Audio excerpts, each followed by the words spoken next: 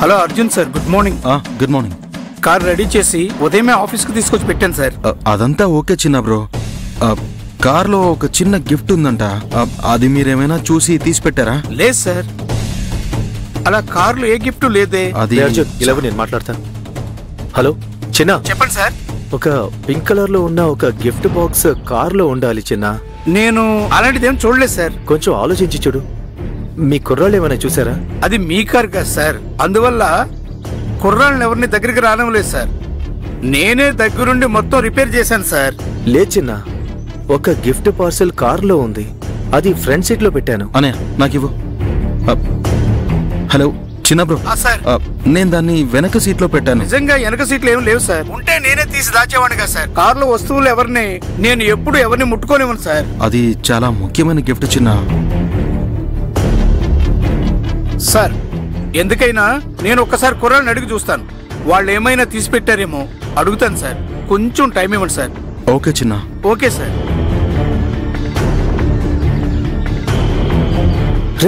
ఎక్కడికి పోయి ఉంటుందిరా? ఎక్కడికి పోతుంది అభి? నువ్వు కారులో పెట్టావు, నేను అది తీసి వెనక సీట్లో పెట్టాను. గ్యారేజ్లో కొత్త కుర్రాళ్ళు ఎవరైనా తీసుంటారు. చిన్న కనుక్కుని చెప్తానన్నారు కదా, నువ్వేం దిగులు పడకు, అతను ఫోన్ చేస్తారులే. పద. సరే.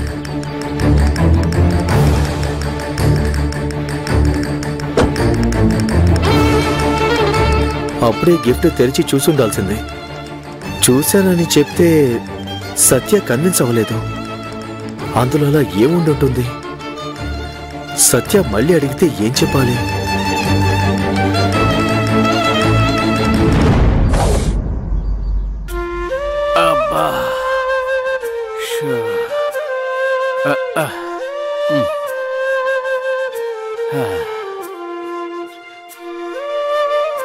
ఈశ్వర అమ్మా.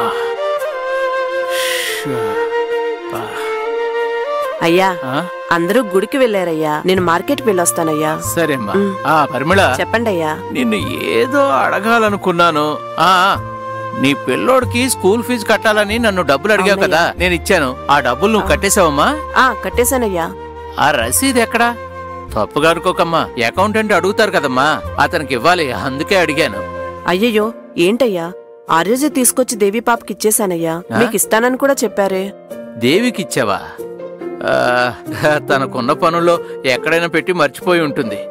సరేలేమ్మా, నేను వెతికి తీసుకుంటాను, నువ్వు వెళ్ళి పని చూసుకో. సరే అయ్యా. అయ్యా. ఏంటమ్మా? దేవి పాప ముఖమే సరిగ్గా లేదయ్యా, ముఖం వాడిపోయింది. ఎలా చెప్పాలి? పదే పదే వాంతులవుతున్నాయి. ఆమె ఆరోగ్యానికి ఏమైందో ఏంటో, డాక్టర్ దగ్గరికి తీసుకెళ్ళండి అయ్యా.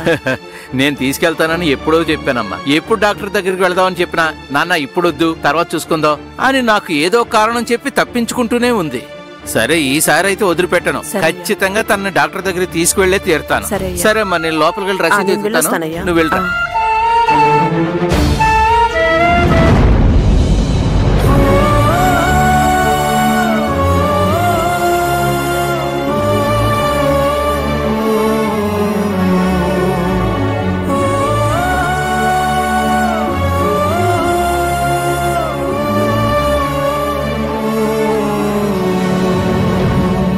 సత్య, నేనింకా అభిని కాంటాక్ట్ చేయలేకపోతున్నాను. ఆయన దగ్గర ఫోన్ కూడా లేదంట. అడిగితే మేనేజర్ నెంబర్ కి ఫోన్ చేయి లేదా ఆఫీస్ నెంబర్ కి ఫోన్ చేయి అంటున్నారు. మరి చెయ్యవే. చేస్తే ఏంటి విషయం, ఎందుకు చేశారని 1,00,000 ప్రశ్నలు అడుగుతారు. నేనిప్పుడు నళన్ సార్ కూతురు సత్యని. నాపై చాముండేశ్వరి బోల్డంత అటెన్షన్ ఇస్తోంది. ఆ రోజు నేను ఆఫీస్ కి వెళ్ళినప్పుడు నన్ను బయోమెట్రిక్ లో చూసి నేరుగా అభి రూమ్ కి వచ్చేసింది. చాముండేశ్వరికి నువ్వు అభి మీద ఇంట్రెస్ట్ చూపిస్తున్నావని అనుమానం రాకూడదు సత్య. మనం ఇప్పుడు చాలా జాగ్రత్తగా ఉండాలి. ఇంత జాగ్రత్తగా ఉన్నా కూడా ఉదయం శృతి దగ్గర దొరికిపోయాను.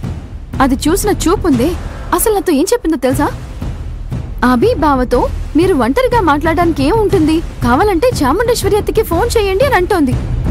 ఈ పాటికి తను వెళ్లి నేను అభిని కలిసిన విషయాన్ని ఆ శృతి ఆవిడికి చెప్పేసి ఉండదని ఏంటి గ్యారెంటీ కళ్యాణి? కొన్నిసార్లు మనం రిస్క్ తీసుకొని తీరాలి. నువ్వు మొదలుపెట్టిన పోరాటం ఇలా చివరి వరకు వచ్చి ఆపేస్తే ఎలా చెప్పు? అభితో మాట్లాడటానికి 2 ఛాన్సులు దొరికినా కూడా అవి మిస్ అయిపోయాయి. అటువైపు మా అక్క ఫోన్ చేసి ఏడుస్తోంది. అక్కడ తను పడుతున్న వేదనలో సగం నేను పడుతున్నానే ఇక్కడ. మా ఇద్దరి సిచ్యువేషన్ చాలా దారుణంగా ఉంది. ఛే, నన్ను నేనే క్షమించుకోలేకపోతున్నానే. ఏ సత్య, ఎందుకే ఇలా చేస్తున్నావు? అక్కడ అబ్బి చూస్తే ఆయన గిఫ్ట్ ఓపెన్ చేసి చూసారో లేదో అన్న విషయం, ఆయన రియాక్షన్ చూసి నేను అస్సలు కనుక్కోలేకపోతున్నాను. దేవి చనిపోయిందని ఆయన అనుకుంటున్నారు. అది ప్రాణాలతోనే ఉందని చెప్పడానికి వాళ్ళిద్దరికి సంబంధించిన విషయాలన్నీ గిఫ్ట్ చేసి మరీ ఇచ్చాను. అది ఆయన నిజంగానే తెరిచి చూసి ఉంటే ఎలా రియాక్ట్ అయ్యేవారు కళ్యాణి? అసలు ఎలా రియాక్ట్ అవ్వాలి నువ్వే చెప్పు కళ్యాణి. సంతోషంతో ఎగిరి గంతేసి గట్టిగా కేకలు వేసి ఉండేవారు. అందులో దేవి అక్క నెంబర్ ఉంది. వెంటనే ఫోన్ చేసి ఉండాలి కదా. అట్లీస్ట్ నన్నైనా అసలు నువ్వు ఎవరు, నీకు దేవి విషయాలు ఎలా తెలుసు అని ప్రశ్నల మీద ప్రశ్నలు అడిగి ఉండాలి కదా. కానీ అభి అలా చేయకుండా అసలేమి రియాక్ట్ అవ్వకుండా ఉంటున్నారు. అదేంటండి అడిగితే very nice thank you so much అంటూ తన ప్రియురాలు బ్రతికే ఉందని చెప్పాను. ఇద్దరిని కలిసేలా చేద్దామని ట్రై చేస్తున్నాను. కేవలం థ్యాంక్స్ మాత్రమేనా? ఛే, నాకు నమ్మబుద్ధి కావడం లేదే. I'm totally shocked. దీన్ని బట్టి నీకేం అర్థమైంది కళ్యాణి? అభి గిఫ్ట్ చూసారా లేదా అన్న డౌట్ నాకు రావడం సహజమే కదా. ఇక నేనే పిచ్చిదాన్నా? ఎందుకే ఇప్పుడు ఇలా మాట్లాడుతున్నావు? మరి ఎవరికి చెప్పాలనుకుంటున్నానో ఆ అభికే చెప్పలేకపోతున్నాను. అర్జున్ తో నేను అనుకున్నది చెప్పలేకపోతున్నాను. ఏంటి, అర్జున్ తో చెప్పలేకపోతున్నావా? అవును కళ్యాణి, నిన్న నైట్ అర్జున్ ఫోన్ తీసుకొచ్చి ఇచ్చినప్పుడు నా దగ్గర మనసు విప్పి మాట్లాడాడు. అతనితో మాట్లాడిన తర్వాత తన దగ్గర నేను అన్ని విషయాలు దాస్తున్నాను అని నాకే అపరాధ భావం కలిగింది కళ్యాణి. సరేనే, నేనొక పని చేస్తాను. ఇక మీదట అభితో దేవి విషయం చెప్పడం కష్టమని అర్థమైంది. అదే టైంలో అర్జున్తో ఏ విషయం చెప్పలేకపోవడం వల్ల నేను లోపల చచ్చిపోతున్నాను తెలుసా. మాట్లాడకుండా అన్ని విషయాలు అర్జున్తో చెప్పేస్తాను. ఏ ఆవేశపడకు సత్య. నువ్వు సైలెంట్ గా ఉండవే. నేనిప్పుడు చెప్పడమే కరెక్ట్. అర్జున్ తెలివైన వాడు, నన్ను లవ్ చేస్తున్నాడు. ఒక విషయం చెప్తే దాన్ని కరెక్ట్ గా డీల్ చేయడం అర్జున్ కి బాగా తెలుసు. He's a pure gentleman. ఏ ఒకటికి 2 సార్లు బాగా ఆలోచించవే, ఆ తర్వాత బాధపడొద్దు. ఖచ్చితంగా బాధపడను. అర్జున్ ఒక జెన్యూన్ పర్సన్. అతన్ని నమ్మి తల తాకట్టు పెట్టొచ్చు. ఖచ్చితంగా కాపాడడానికి వస్తాడు. ఏదో మనసులో పెట్టుకుని ప్రతీకారం తీర్చుకునే వ్యక్తి కాదు. ఫేక్ గా అతనికి నటించడం తెలీదు. ఏ అర్జున్ నిన్ను తప్పుగా అనుకుంటారేమో. అనుకుంటే అనుకోనివ్వు. అతనికి నేను అన్ని విషయాలు చెప్పేస్తే నా మనసు కూడా ప్రశాంతంగా ఉంటుంది. నా మనసాక్షికి స్వేచ్ఛగా ఉంటుంది. అదే కరెక్టే. నువ్వు చెప్పిన ఒక్క మాట కోసం నిన్ను నమ్మి మీ ఊరికొచ్చి పెళ్లి కొడుకు నటించిన వ్యక్తి అతను. నేను డిసైడ్ అయిపోయాను. అర్జున్ కి అన్ని విషయాలు చెప్పేస్తాను, అంతే. అతనిపై పూర్తి నమ్మకం ఉంచి అతన్ని నా పోరాటానికి ఆయుధంగా మార్చుకుంటాను. అమ్మకి వ్యతిరేకంగా కొడుకు నిలబెడుతున్నావు. ఇది రిస్కే, కానీ తెలివైన నిర్ణయం అనిపిస్తుంది. అవును, నేనిప్పుడు పోరాటంలో ముఖ్యమైన ఘట్టానికి వచ్చాను. ఇది యుద్ధ భూమి. చాముండేశ్వరియా నేనా అని ఇద్దరిలో ఎవరో ఒకరం తేల్చుకుంటాం. All the best.